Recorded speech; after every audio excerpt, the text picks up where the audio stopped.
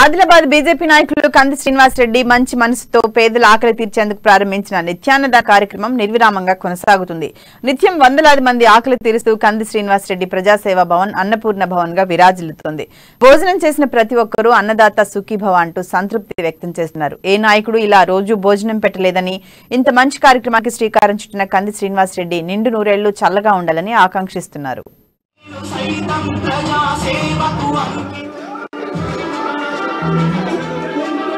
No,